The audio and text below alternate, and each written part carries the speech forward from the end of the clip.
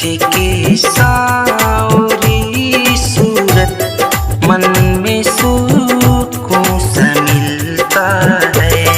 तुम्हारे इशारे पर, तुम्हारे ही इशारे पर सारा संसार चलता है। छू के चरणों की मिट्टी को मन में सुकून सा मिलता है।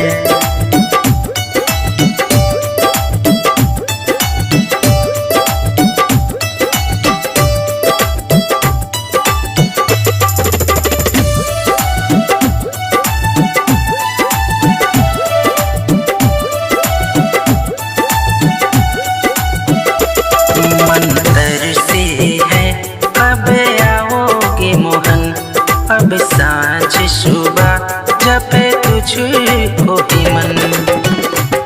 मंतर से है कब आओगे मोहन, अब सांझ सुबह जपे तुझको ही मन। जिधर देखूं उधर तुम हो, जिधर देखूं उधर तुम हो, सांस में तू ही बसता है। छू के चरणों की मिट्टी को मन को सुकून सा मिलता है।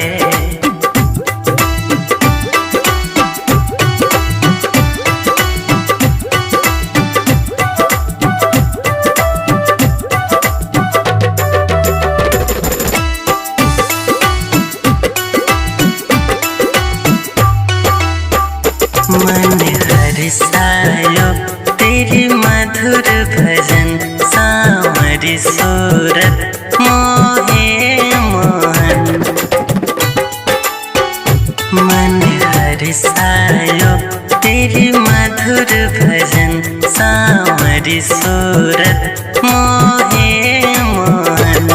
तेरी मुरली की धुन गाना, तेरी मुरली की धुन गाना तन को निर्मल करता है। छू के चरणों